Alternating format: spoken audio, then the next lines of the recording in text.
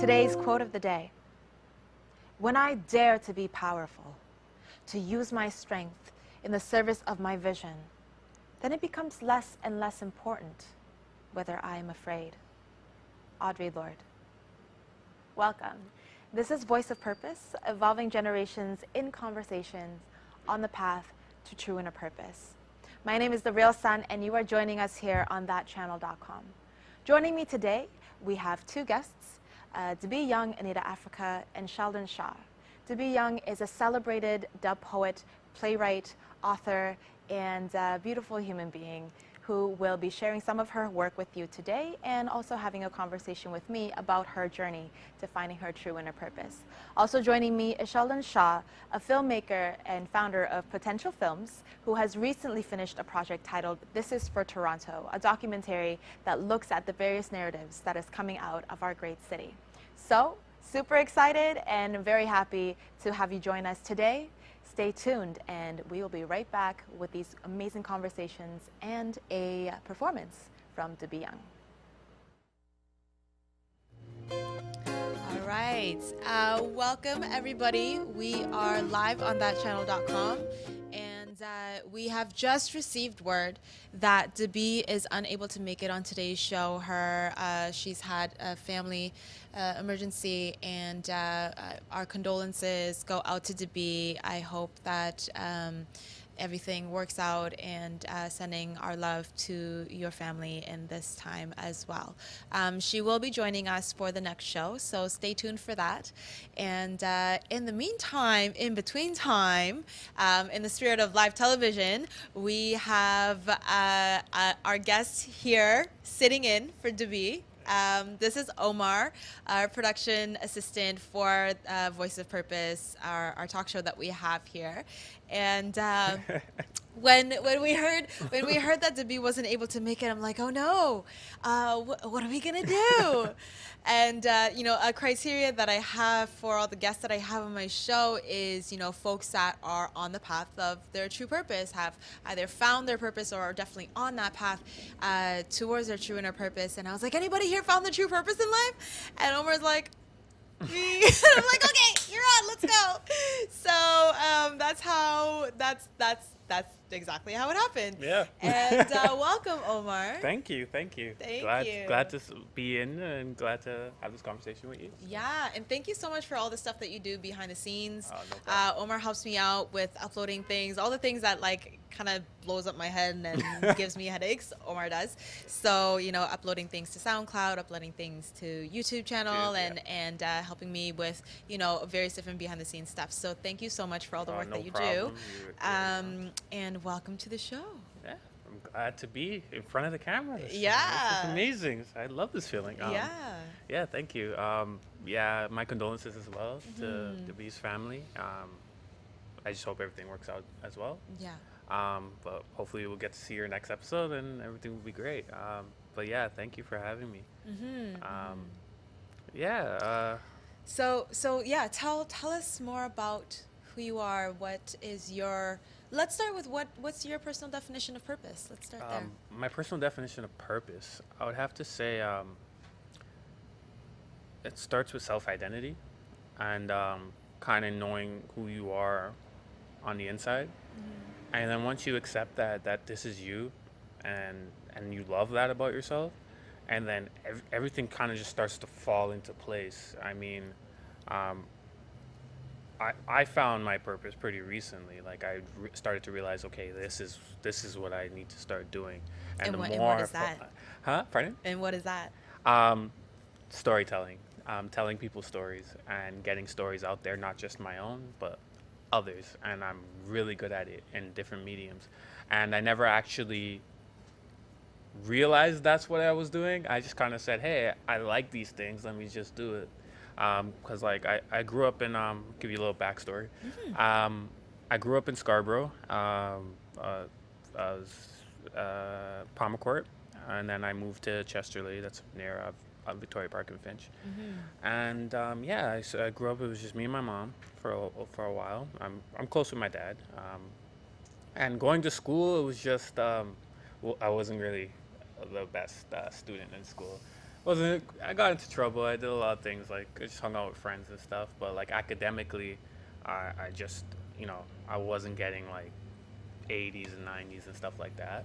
I was more of a C student, and I always kind of felt, and I'm dyslexic as well, so I always kind of felt like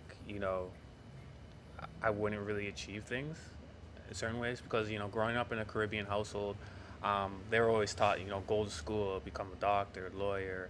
Uh, I guess occupation with prestige, right? Yeah, it's similar in the Asian families. I Yeah, think like Esther, when she was on the show, talked about that too. yeah, Yeah. and it was always just the kind of thing. And so like they were always disappointed when they saw my report cards. So it was kind of like, but then they'll be like, oh, but you're so good at drama, art, and music, and gym. So why can't you apply that same energy to that? And I've tried to explain to them that I don't know. Like, no matter what, I can't. I don't know if it was how I was being taught or whatever it was, but I just couldn't get the marks that I wanted to get, no matter how hard I studied or whatnot. To the point where I just kind of gave up. I won't Yeah. even make excuses about that. I just kind of said, you know what, I'll just ride this out. Yeah. Um, I think yeah, sorry to interrupt, but I think that also speaks to the gap that we have in the education system as well. Like a yeah, lot of times that, we have a very specific kind of framework in the education system yeah, where it's kind of one road narrative hmm type of thing, yeah, and if you don't fit within the bounds that have already been defined, hmm it's almost like you fail as opposed to the yeah, system failing you. yeah, And I've worked in the education system in the arts education field for a hmm long time, and that's a very common experience, yeah, right, of like feeling like you know the the expectations of school don't necessarily fit with naturally what yeah. you're supposed to do, right? And I always felt like, this can't be how everybody learns. Like everyone learns differently, right? Yeah. And I always felt like I was kind of taught to learn one way, even though I kind of understood it another way. It was just weird. And I remember becoming a drama student, and that was like my first step. And I was kind of like, oh, I'm not gonna really get into drama. And then my drama teacher was saying, how about you try out for the play? And I was like, okay, cool, sure. He's like, you still have time. And it was the last day for auditions. I did it, I went in, and then 2 weeks later, he tells me I have the lead part, even though I didn't Whoa. go in for the lead part. Nice. So that's how my drama thing kind of kicked off for me, and I started to love it, and I was getting 90s like no tomorrow. And I realized it's because I like telling the story, I like becoming a character and doing all that. But when high school came time to like pick what you wanted to do, I'm like, yeah, I'm gonna be an actor. I'm gonna do all this. And he sat me down. And he's like, I'm gonna write you your letter of recommendation, but I think you should take this new program that's starting the following year that he will be teaching. But you would have to do an extra year of school. Mm. And I said, okay, that's cool. And it was called theater development, and I got to learn behind the scenes of not only just stage theater, but even cinema and television. Right. Yeah. And that's kind of what started my love. That's the first time I picked up a camera. That's the first time I operated an audio board. It was the first time I actually wrote like a screenplay or like just a production schedule and stuff like that. And I realized I loved it. Mm-hmm. And I got into that. So the first chance I got, I went to Humber for broadcasting and television. And I met amazing people there. And from there, just kind of started to take off. I got to do things I never thought I'd do. I worked on the MMVA Awards back in 2011. I got to work on So You Think You Can Dance Canada. I got to go to Blue Mountain and do a documentary about the same program that I was in, which was pretty cool. So it just kind of opened a whole bunch of doors for me. All these different channels to be able to Yeah, tell just stories and connect tell with stories. And at that people. time, I Yeah. didn't know what it was. I was just like, hey, I get to do all these cool things, Mm-hmm. and I love it. And even when I was freelancing, I was doing video, and then every time I was doing video, someone would be like, "Oh, can you take a picture of me?" Just because they saw the camera, even though I Right. wasn't there for photography. So I said, "Hey, how about I learn some photography?" Right. So I self-taught myself, Adobe Lightroom. My parents bought me a camera for Christmas, and it just kind of took off from there. And a couple months ago, I went to the Branded conference. That's right. Yeah. and that's where I ended up meeting you. Yeah. And so, yeah, that was a trip. That was an amazing conference, by the way. Yeah, That it was. And shout outs to Branded and yeah. C, who hold it down every year to, I think it was the second or third time. I should know. Yeah, I I think it think it was was the second or second. third. Yeah, It second. was it I was think my it was the first time second time there. that they did the Branded conference. And yeah, I had the privilege of being the lead consultant for the press kits. Yep. The press kits component, because they break it down into, so it's a young entrepreneurship conference that happens in Toronto, centered around supporting particularly, I think, youth in the Black community with entrepreneurship skills. Oh And yeah. it's there's a lot of really awesome, Oh, it like, was so amazing. yeah, so many brilliant young minds, so many just like budding ideas, and just creating this space of support Hmm. around fostering the next generation. Really love that space. Yeah, So and I shout outs love to everyone who was the involved with that. networking and And stuff. the Like networking, yeah, it yeah. was like just hearing everybody's story and just meeting all these people, and you don't really believe that. Wow, there's so many people that are entrepreneurs and are artistic at the same Yeah. time. And I think that's the next stage Hmm. of, evolution for our generation, really, Hmm. because that story of like go to school, work hard, get the job, Yeah. and 2.5 kids is like, it doesn't work No, for it's not our a lot narrative, of right? people. Yeah. And I think this generation is super innovative in wanting to create these alternatives and Hmm. wanting to pursue what the deeper calling is. Yeah. So at what point did you realize what your calling was? What was it that kind of shifted for you? Okay. So I think it was in July. It was shortly after the branded conference. Okay. Shortly after the branded conference, and I was in a program called BOA, Business of Arts. I just took it because it's part of the NIA Center of Arts. Shout out to NIA. Shout out to Nia. uh, Yeah, Shout out to definitely. NIA, great organization. Um, they helped me a lot, and I was there, and I met a group of young artists that are amazing. We're still connected to this day. Lovely people. We're like a family. And there was one artist named Leyland, and he was just needed help kind of figuring out how he wanted to like monetize his art. And I kind of just sat down and I was talking to him, and I gave him an analogy about Spider-Man and Peter Parker, and how Spider-Man is this great hero, but he can't really reveal that identity. But at the same time, as Peter Parker, he got a job taking pictures of Spider-Man, so he kind of created his own job using what he was doing. And he just kind of looked at me and was like, "You just solved the problem I've been having for 4 years in 2 minutes." And I was like, "Oh, okay." And then he's like, like he started writing it down, and we was just shooting ideas back and forth. And from Yeah. then, people were like, "Oh," and I kind of coined it the SpiderMan Method. And Mm. from there, I just realized this is what I'm supposed to do. I'm supposed to be helping people, like direct their creativity so they can tell their story properly and the way that they want. And so they can, in this world, you do need money, unfortunately, but it's so you can live off of what you do and what you love, right? And I feel like that should be the goal of everybody, to not just work, but to do something that you love that will make a difference and makes you happy. Yeah. You know what I'm Yeah. saying? Yeah. So as soon as I realized that, I was like, I'm going to start consulting people and try to help them. And then when you gave me a call and asked me to come help out here, I was like, that's perfect. And I was already thinking about, how can I help people get their stuff out there, content, and help other artists. And then I think it was 2 weeks ago, we coined the term brand Yeah. loading. Brand loading. Brand loading. Brand loading. uh, So what's brand loading? brand loading, it's basically for people who are very content heavy. I want to help them take their content and send it to world platforms and get it out there to everybody, because everybody's art needs to be seen. And I think that's a lot of the problem. Even just artists that I know personally, a lot of their problem is just getting out there. And a lot of people don't realize it's a 24/7 job, promoting and being on social media, and I love doing it. Yeah. So I want people to focus on their art. Sometimes doing both can really like have you going both ways and not really focusing on what you're supposed to be doing. So that's why I'm here, and that's why I like helping people and getting that done, because it's what's the word? It's fulfilling for me to see somebody succeed and to see someone's story told and for them to be happy and to know that I was a part of that process.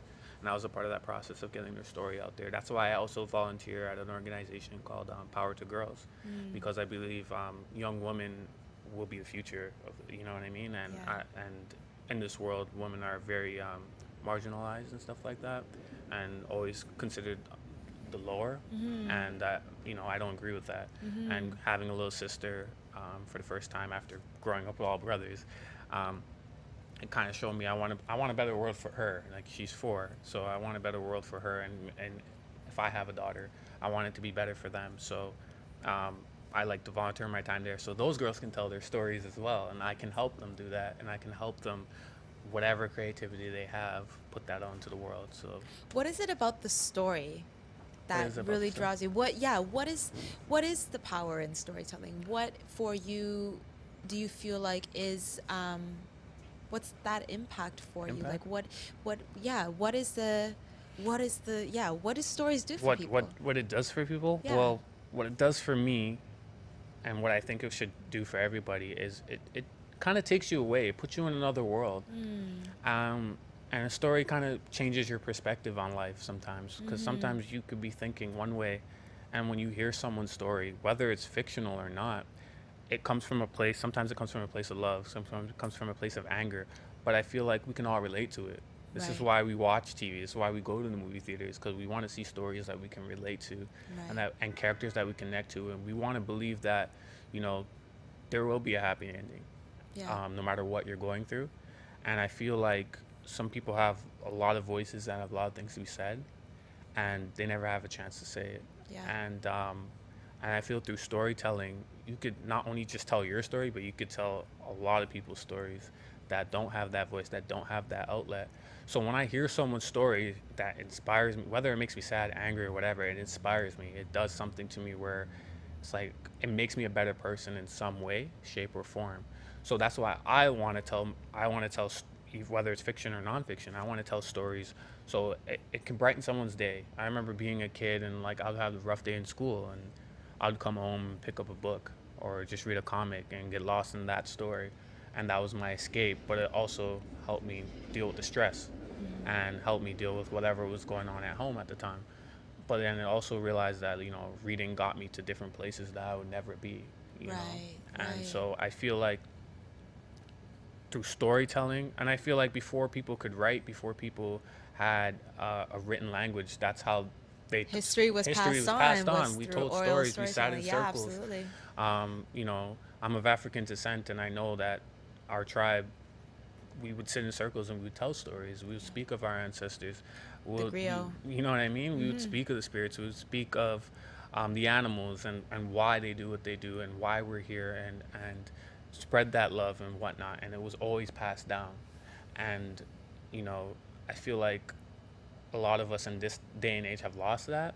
And Yeah. and even just having this conversation with you, telling my story, it forms a connection. It forms Yeah. a bond. Yeah. And as human beings, we need to connect. As I'm like, yeah, there's social media and stuff like that, but actually sitting in a room and listening to someone speak and hearing that vibration and feeling their story and being Yeah. in tune with them, Yeah. nothing beats that feeling. Yeah.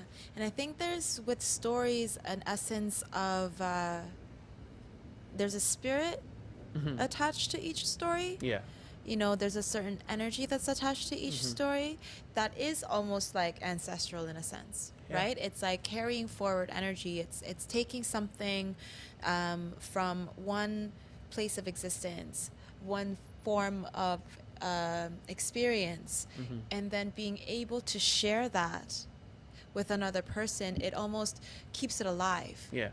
You know, and in that transfer there's something, you know, what I'm getting the sense from you as we talk more and more about stories is that, you know, it's beyond just the story itself, like Yeah. the who, what, where, when, how. It's beyond the who, what, where, when, Yeah. how. It's the who, what, where, when, how sets up a framework for, I think, what the real work is, or the real kind of beauty of storytelling is the way that it impacts us in our hearts, the Yeah. way that it impacts us in our spiritual and emotional bodies, Mm-hmm. the ways that it helps to form relationships and Mm-hmm. helps to nurture relationships or change or alter whatever the energy is in the room at the time. Because, Mm-hmm. you know, I'm sure you've been in situations, and I've definitely been in situations where somebody kind of gets up Yeah. and tells their story, and everybody in the room feels it, like, just, Yeah, guttural, like, like, oh, like oh feeling. And it doesn't even have to be a painful story. It could be a no, story of inspiration, it could be a story of and it resilience, it just could be a hits you. story, it just hits you, and then you start feeling a little, the feeling of like almost tears but not quite tears, and it's Yeah, just kind of like and you're right just so here. moved, and Yeah, you're it's just like, oh, and then and your breath changes, yeah, and your physical anatomy shifts yeah, to respond in response to that vibration. And that is something that is beyond the physical. That yeah, is something that is on a realm of energy yeah, and of vibration. um yeah, the power of the yeah. story. That's why I love it. I mean, Hmm. sometimes people, I think that's why people even love music. To be Oh yeah, honest, yeah, it's a yeah, storytelling, absolutely. and something you can relate to, and then you have the vibration, you have the rhythm, and then also the words speak to you, and once it hits you, it's just like they said, like they say, you feel no pain. The thing that is always also coming to me is the question of, like, what's your story? What's the story that you're telling? In the sense that Hmm. uh, I listen to a lot of Abraham Hicks. I don't know if you're familiar with Yeah. Abraham Hicks. And Abraham Hicks refers to or asks this question of, like, what is the story that you're telling? Because the story that you tell, Hmm. the words that you speak, the thoughts that you think, the feelings that you feel, all carry vibration. Yeah. And in accordance to the law of attraction, um, like vibration is attracted to other like vibration. Vibrations, for So sure. what gets attracted into your life is reflective of the stories that you tell, the Yes. feelings that you feel, the thoughts that you think. And so Abraham Hicks always talks about change your story. Yeah. If you look around at your life and you don't like the things that you see, Hmm. and you find yourself looking at those things and then reiterating all the things that you don't like, and we know we Yeah. can get trapped in Yeah. that, For every one of sure. us, you go through something and then it's really hard, and then you kind of retell that story and you Yeah. retell that story again, because I think there's a part of us that wants that human connection, that empathy, for someone to be like, yeah, that really sucks you went through that. But what we don't realize in that sometimes is that that energy, Hmm. it's like it's a request out into the universe, Yeah. and it responds with more. More. So if you tell more stories that are centered around good feeling things, if you tell more Yep. stories of reiterating the good things in your life, Yep. it Good things will impacts, come, and yeah, and impacts what happens I in couldn't have said reality. it better myself. I feel like if I can tell a story and be a positive role model and help other people tell their stories in a positive way and to help inspire people, just it just creates like a domino effect, and it will start to spread, and it will go out. You throw a pebble into the pond, the ripples will spread, right? And I feel like if I can plant that seed into somebody to inspire them, pick up a camera, write, do something that expresses yourself and shows and take whatever negatives in your life and turn it into a positive. Because something my aunt always said to me was never let something bad or something negative, don't use it as an excuse to fail. Use it as an excuse to succeed. She always said that to me no matter what I was doing. And as a kid, I was like, oh, whatever, auntie, because she had a big hand in raising me as well. So just hearing you say that just really brought me back to when she used to say that to me all the time. Never use any negative thing that happens to you as an excuse to fail. And I feel like a lot of people put themselves down when something bad happens to them and feel like that's all that they can receive is negativity, which is not true. And I don't want people to feel that that's true. Like love, care, all those things are for everyone. And I want people to know that. So when they tell their story, I want them to tell it from a story of not to make people feel sad, but to know that this is where they're coming from, and now this is who they are now, and that they didn't let that stuff break them. They didn't let that stuff keep them down. And so that's why when I tell my story and when I help other people tell their story, and that's why I love helping you on this show, because I get to see people who found their purpose and hear a little bit of how they got to that, whether they were going through depression or suffering in family or whatever, or just living in poverty, to being something. And maybe they might still be in that situation, but they see it in a better light. They saw the silver lining, and they realized that that's not the end for them. That's just a stepping stone to something better, right? And I refuse to accept that negativity is somebody's end. I feel like you always have a chance to redeem yourself. You always have a chance to be who you want to be, and let people see that, and not to be ashamed of who you are as a person, because we're all human beings, and that's it's just what it is, right? And I feel like if I can help people do that, like that's what makes me happy. And just seeing someone stand up there that I got to talk to and sit down and be like, hey, I was here and I did this and I was going through this, and now I'm writing a book, and now I'm traveling the world, and now I'm seeing different things. So that's why storytelling, I believe, for anybody is the most important thing. Because people, I don't know if you agree, but some people don't realize they're telling a story. I don't think people realize that. Most people don't realize even when you're having a conversation with someone, you're telling them your story. Right. So that's why I was telling you earlier, someone asked me, what do I do? And I'm telling them what I do, and they're like, why? And I've never had anybody just ask me why that I've never met before. Like, Right. why? Like, someone asks you, what do you do for a living? Oh, I'm a teacher. Why?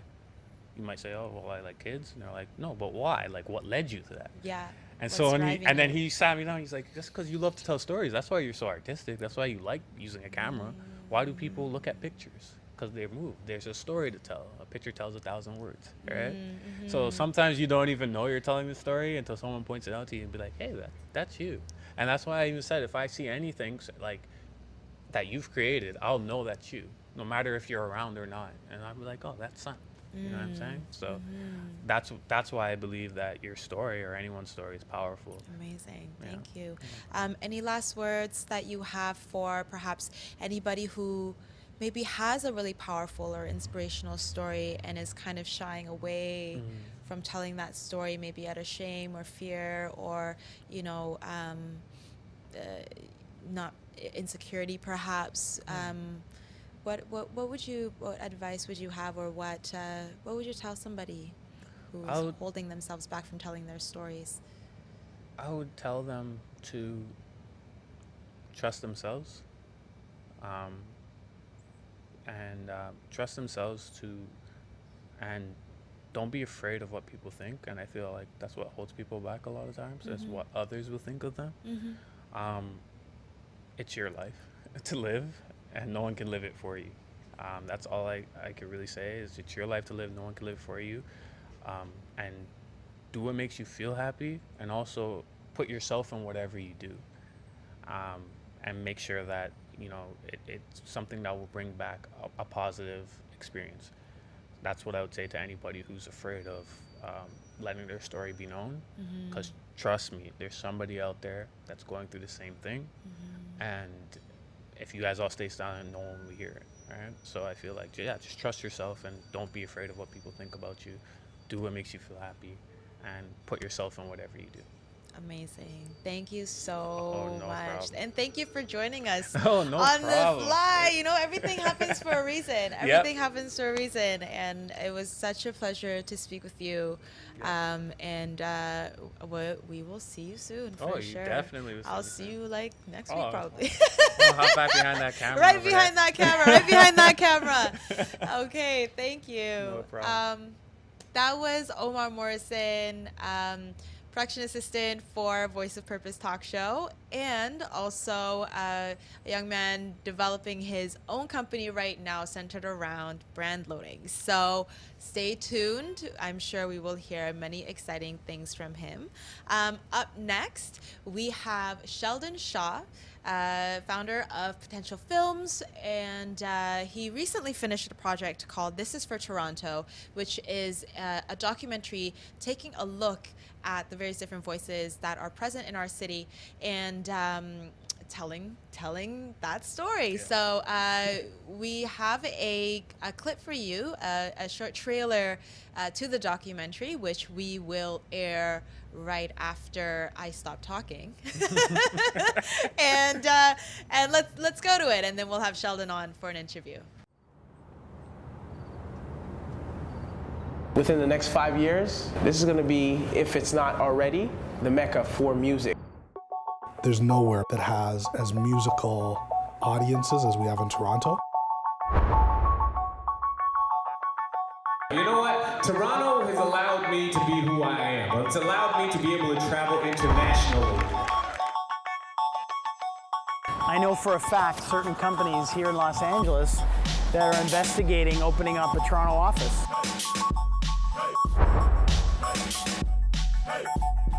You know, one of the cool things about Toronto is there's a lot of artists, man. I definitely like the diversity in Toronto. Because everything's here, everybody's here. It's home, but we have a great city. With a population of 6 million and still growing. We're doing it worldwide, and we're being accepted more by the masses across the world.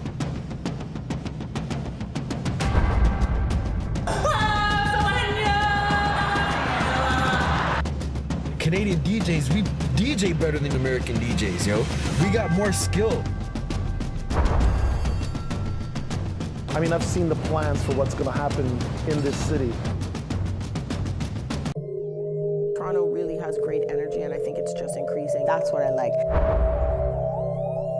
I call sports entertainment. And I was lucky enough to be part of the legal team that brought the Raptors to Toronto.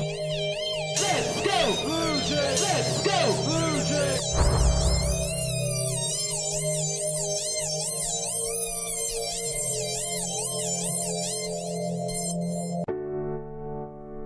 For the past decade, Toronto has been making the right moves to position itself on the world stage. You are who you are. That's someone special to me. Oh, yeah, yeah. Oh, yeah, yeah. Someone special to me. Oh, yeah, yeah. We have always been here, but this is our time. Oh, yeah, yeah. Someone special to me. Oh, yeah. This is for Toronto, coming soon.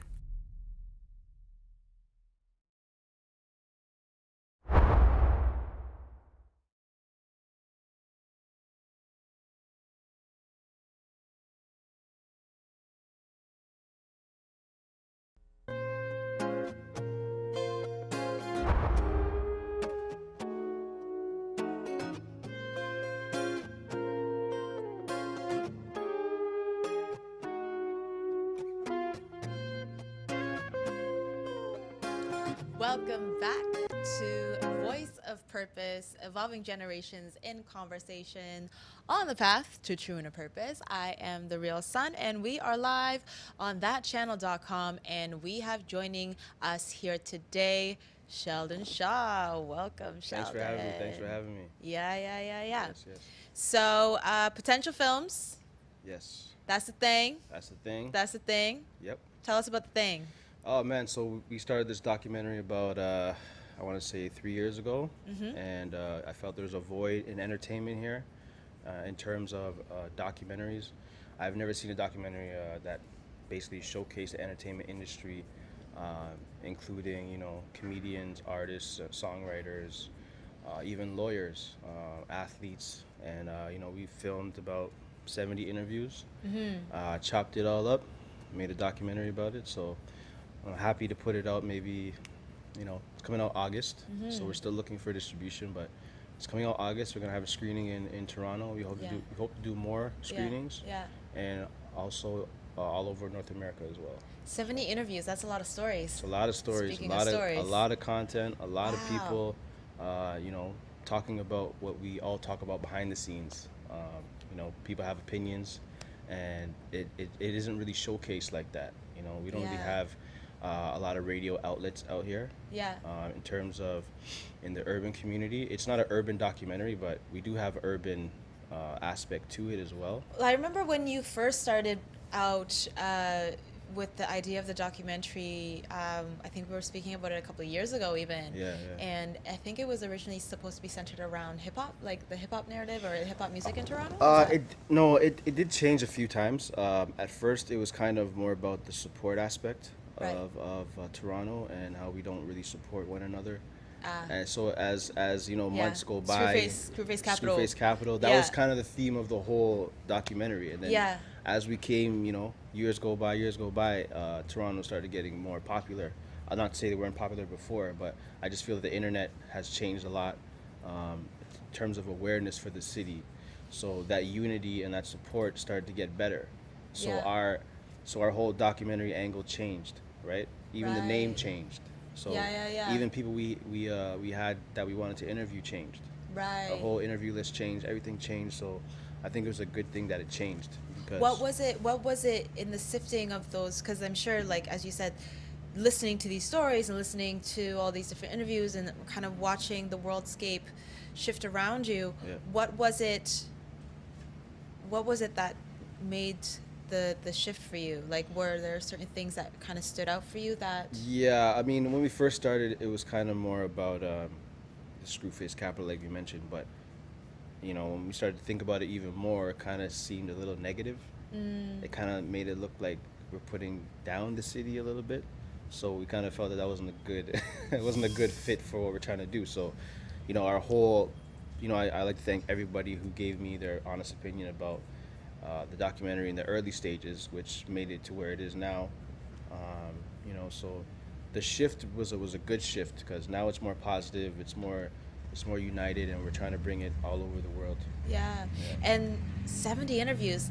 That's a lot of stories and narratives to hear. You're like, that's a lot. I know the editing process can be like grueling, right? Yeah. But if you could maybe share with us, were there any kind of key lessons or key kind of, because as people tell their stories or give their opinions about something, you come to understand new points of perspective. You come to understand how different people view, similar and varying different topics, right? So were there any kind of like light bulbs that went off for you, or collectively after going through these stories, has anything for you changed in terms of how you think about the city or yourself or anything in general?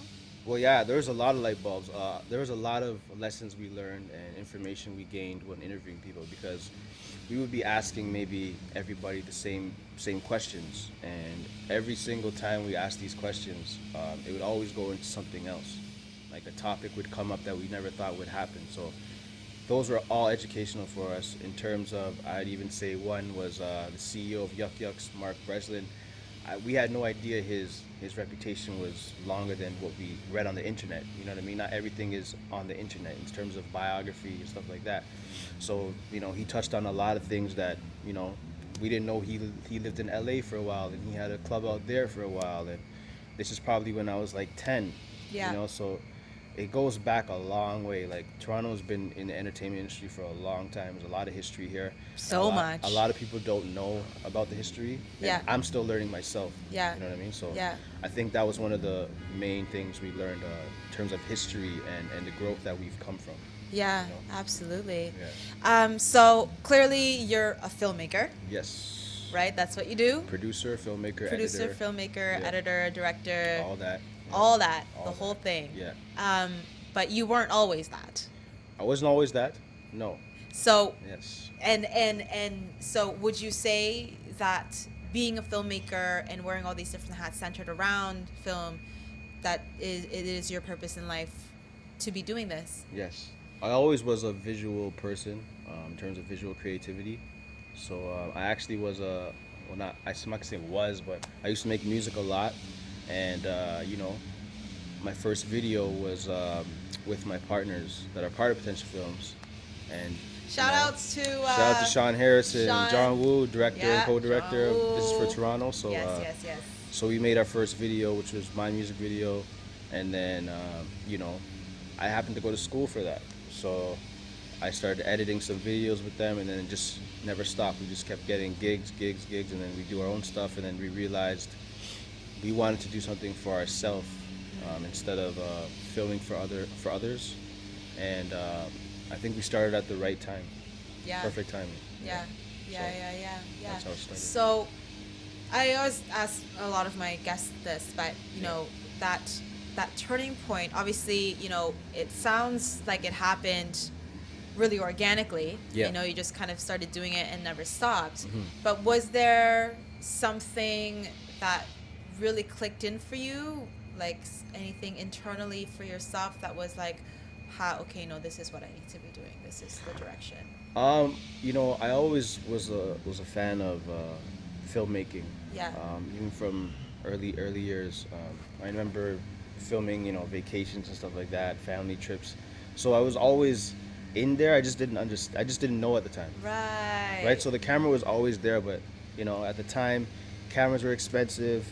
Filmmaking was expensive. You know, it wasn't easy to shoot a music video back then, right? Now it's like, it's so much easier to have access to these cameras, have access to spaces, get your content out there. Well, that may be a challenge, but it's easier than before, right? So I think through time, it got easier to do these things. And, you know, even when I went to school for broadcasting. And, you know, even back then it was a lot different than it is now.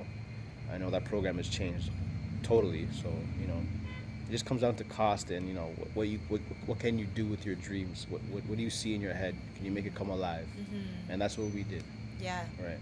And as a part of the show, part of my goal or mission is to, along the way, for our viewers, you know, that are kind of on the cusp of really discovering what their true purpose is, right. Or, you know, maybe, you know, still in that space of unsure if they found their purpose or not.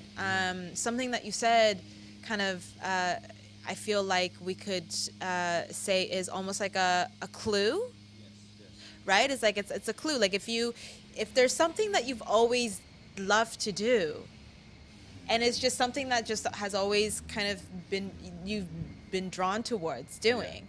That's a clue, right? That's connected to your true purpose. Like the thing that you love to do, even though no one's paying you to do it.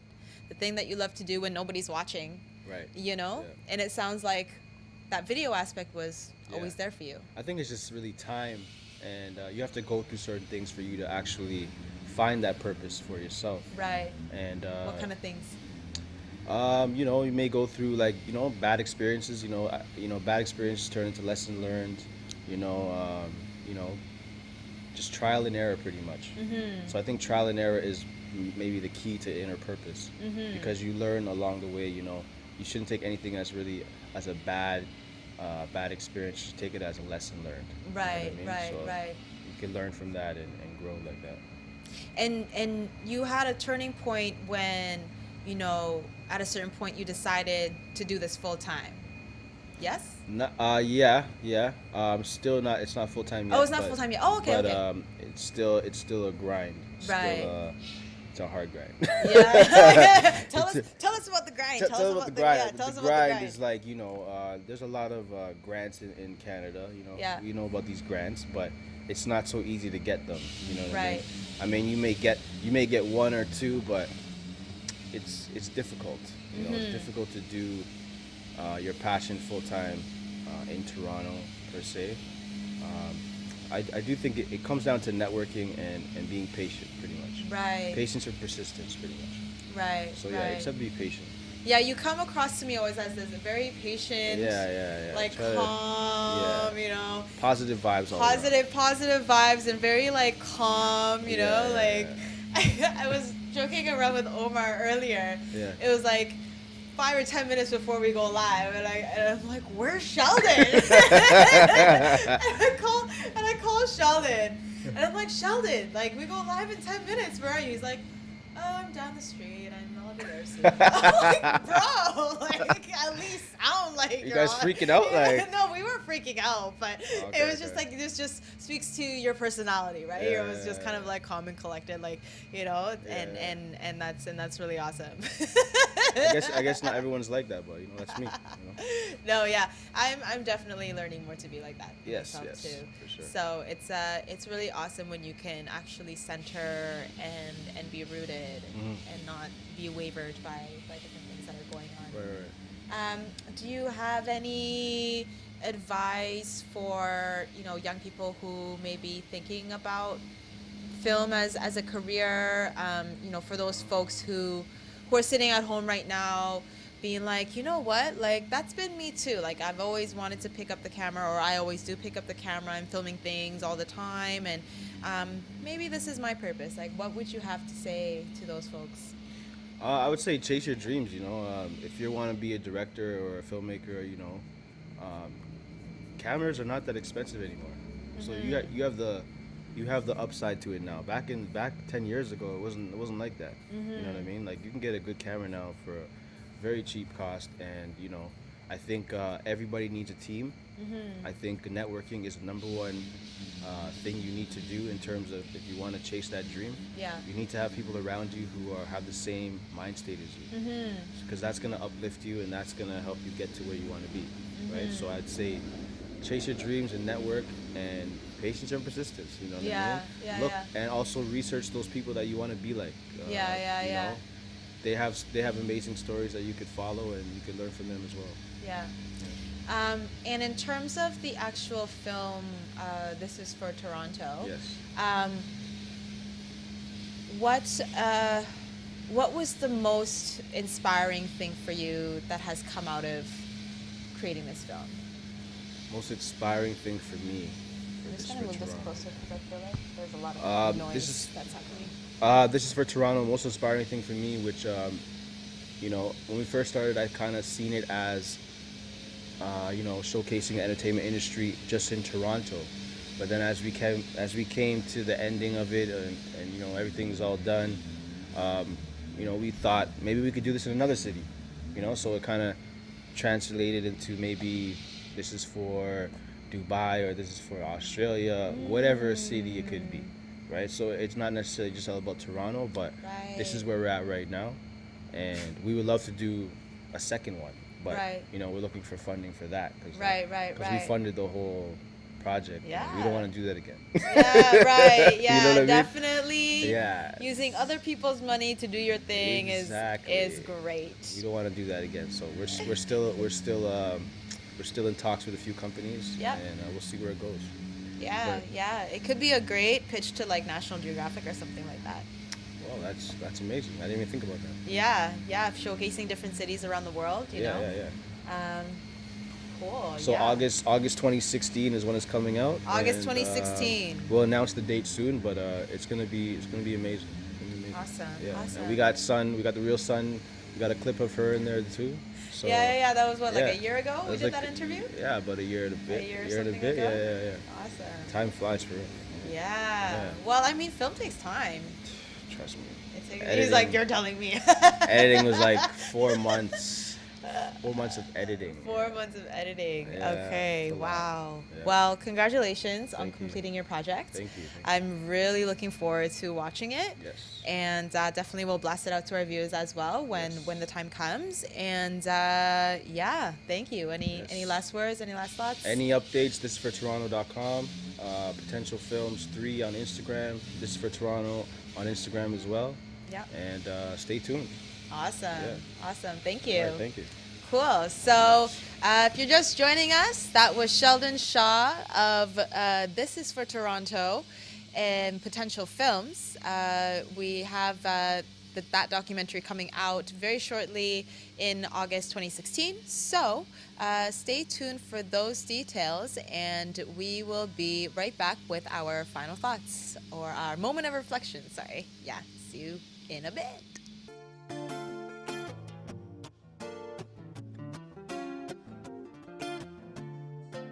Thank you for joining us today for our 5th episode of Season 1 of Voice of Purpose, Evolving Generations in Conversations on the Path to True Inner Purpose. And today, the conversation was about telling stories, was about the power of stories and how sometimes our stories change, how they start from one place and end up in another, how it can help us to shift in the ways that we view the world, the ways that we view ourselves, the ways that we relate to each other, being able to tell the stories of our personal growth and the growth of ourselves as a collective, as a city, as people who come together and change the face of what is possible. We are all storytellers, and each one of us has a story to tell. Each one of us comes from a narrative and have experiences that are impactful, that can help us to help other people. So if you have a story to tell, don't be afraid to shine your light and tell your story. We just want to shout out all of our guests that we had on the show today, Omar Morrison and Sheldon Shaw, and our condolences also go out to Debbie Young, who will be joining us for the next time around. So thanks once again for tuning in. This is Voice of Purpose, evolving generations in conversation on the path of true inner purpose. My name is The Real Sun, and you're joining us here on thatchannel.com. See you next time. Bye.